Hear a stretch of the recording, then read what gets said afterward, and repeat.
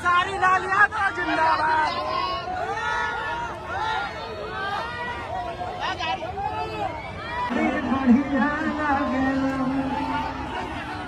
Thank you so much.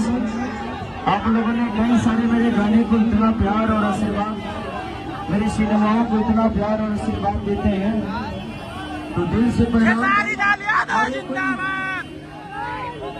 नया नहीं है मेरे लिए, इस धरती पे कई बार आ चुका हूँ आप सबके प्यार और आशीर्वाद लेने के लिए, लेकिन जब बैठ हो गया था कोरोना के बाद से हम इधर नहीं आए। तो आप जल्दी से राहुल भैया को डीजल बना लीजिए। तो आप लोग अपना प्यार और बहुमूल्य वोट को देकर 28 तारीख को इतना प्यार दे दीजिए कि खेसारी को फिर से दोबारा इस शहर में आकर और आपका पैर छूकर आशीर्वाद लेकर जाए। ऐसा करोगे ना? करोगे ना? I love you.